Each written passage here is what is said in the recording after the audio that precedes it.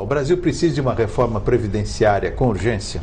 Não, a resposta, do meu ponto de vista, definitivamente não, porque a Previdência ela tem se mostrado uma política social que não apenas tem atendido às metas do governo de reduzir a desigualdade social e reduzir pobreza no país, como ela tem dinamizado muito a economia, tem ajudado a fortalecer o mercado interno, que tem sido essencial para dar reação na economia do país a um momento em que o mundo passa por uma forte recessão, uma desaceleração no mínimo muito grande, e o Brasil passou por isso, por essa crise. Então você estava dizendo que o Brasil passou pela crise melhor do que os outros países, você estava dizendo isso, não é isso? Passou melhor do que os outros países porque foi capaz de construir um mercado interno muito poderoso, e as políticas sociais, elas são responsáveis por isso. Eu acho que hoje os economistas não têm mais dúvida, economistas à direita ou à esquerda, de qualquer espectro ideológico, de que o mercado interno foi extremamente fortalecido por mecanismos de correção do salário mínimo e do vínculo que esse salário mínimo tem ao servir de piso dos benefícios sociais. Perfeito. E como fazer com um país que, como os outros, vai tender a ter uma população mais velha? Isso também não é um problema que se coloque no centro do debate hoje. Quer dizer, o centro do debate hoje é como você aprimora ainda mais essa política. O centro do debate hoje é como você inclui pessoas que ainda não estão sendo protegidas. O problema francês, que é um problema de idade muito avançada da população, ainda não está posto para nós. Esse problema vai nos ser posto a partir de 2030, 2040. Nesse instante, a gente tem que absorver a política social como um mecanismo que é extremamente dinâmico da economia e que está balizando os níveis de emprego, os patamares salariais, o patamar de renda da economia. É isso que a política social está fazendo hoje. Seria incluir mais gente no sistema? Incluir mais gente. Políticas inclusivas são hoje muito mais importantes do que você pensar, por exemplo, numa redução de idade no futuro. E como você vê a distorção que deve existir, no seu entender, entre a aposentadoria do setor público e a do setor privado? São dois sistemas completamente diferentes, não é? O sistema de previdência dos funcionários públicos, ele é uma relação de trabalho entre o Estado e os funcionários públicos. E os funcionários públicos recolhem muito mais, não é? E sobre o seu salário integral para contribuir para essa previdência social. É preciso que se diga que esse sistema, ele é autossustentável, né? Há uma parcela de receitas específicas para ele e o Estado também tem a sua parcela de empregador. Quando você põe a parcela do empregador do Estado e a parcela de contribuição dos funcionários públicos, esse sistema se mostra autossustentável. O problema é que esse cálculo não é feito da forma usualmente correta. Você coloca só a contribuição dos funcionários públicos e uma parcela do empregador, que é o Estado. Aí dá em déficit, tá certo? É uma visão distorcida, da mesma forma como é distorcida a visão de déficit do regime próprio de previdência, do regime geral de previdência. O Brasil não tem um déficit grande na previdência? Não, de jeito algum. Não é? Para quem raciocina com base nos princípios da Constituição Federal, e é ela que nos rege, com base nos princípios da Constituição Federal, nós temos um sistema superavitário, e isso não sou apenas eu, né, mas os próprios fiscais da Receita Federal do Brasil já inúmeras vezes divulgaram trabalho mostrando que nós temos um sistema que é superavitário e que neste ano de 2009 foi um ano de crise, gerou 32 bilhões de reais de superávit. No ano de 2008, que foi um ano muito melhor, de crescimento de 5,1% do PIB, o superávit chegou a 63 bilhões de reais. Isso porque você está colocando na conta duas contribuições que não são diretamente de previdência. Eu estou colocando na conta contribuições que pertencem ao sistema de seguridade social da mesma forma que estabeleceu a Constituição Federal.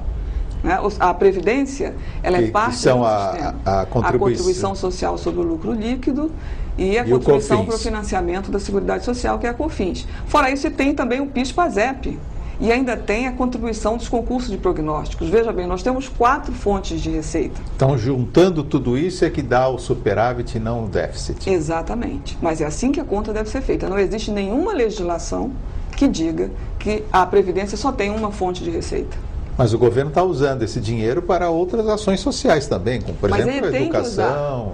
Mas ele deve usar, porque esse sistema de proteção social, ele financia a saúde, a assistência social e a previdência. Então, é um conjunto de políticas sociais que estão amparadas e é preciso que se diga, essas receitas cobrem todas essas despesas, cobrem todas as despesas do regime geral de Previdência Social, toda a área do SUS e todo o Bolsa Família e as outras políticas sociais do governo, e sobra recursos. Que modificação, então, você proporia? As modificações têm que ser para incluir pessoas que hoje estão fora da Previdência Social. Nós temos um contingente de mais de 45% da população ocupada que não tem direitos. Não tem direito ao seguro-desemprego, não tem direito a uma pensão, a uma aposentadoria no futuro. E essas pessoas não podem ser abandonadas por uma reforma que ainda vai ser mais restritiva de direito. Tem que ser o oposto. O sinal da reforma tem que ser contrário, tem que ser de inclusão dessas pessoas. E isso, como é que se consegue incluí-las? Reduzindo o grau de informalidade, né? Criando taxas de crescimento anuais cada vez mais elevadas, porque uma taxa de crescimento mais alta... da economia. Da economia. Né? Nós vamos ter agora um crescimento em torno de 7% do PIB este ano. Né? Óbvio que isso vai ter uma reação muito favorável na Previdência. Né? Mais pessoas vão ser incluídas, mais pessoas vão ser protegidas e... quando você aumenta o emprego formal e aumenta os patamares médios de salários da economia e aumenta a massa de lucro, você tem um resultado favorável no sistema previdenciário. Então, a solução para um déficit futuro, que não existe esse déficit hoje, mas no futuro, 2040, uma população envelhecida, como é que você encara esse sistema? Fazendo com que a nossa economia cresça a taxas altas, gere empregos formais em taxas altas. Quer dizer, a saída, na verdade, é uma saída econômica. Ela não é uma saída demográfica, né? Nós não temos um determinismo demográfico. Nós temos nas mãos um problema econômico para resolver. E se resolve com uma boa política macroeconômica. Uma política que diminua o desemprego a patamares mínimos, né? Que inclua trabalhadores no mercado formal, que gere salários médios cada vez mais elevados, porque aí você vai ter uma massa de arrecadação muito grande, que vai dinamizar a economia, proporcionar taxas de lucros cada vez maiores, e isso sempre lembrando que a Previdência não é um gasto financiado apenas pelos trabalhadores. A massa de lucros e o faturamento também financia a Previdência, porque senão você joga o peso sobre os trabalhadores ativos unicamente. E qual é o papel do volume de pensões para aposentados dentro de uma economia como a brasileira? 7% do PIB. 7% do PIB é esse gasto com pensões e aposentadorias, que não é um gasto. Repare que quando essa renda chega nas mãos das pessoas, ela se transforma imediatamente em consumo.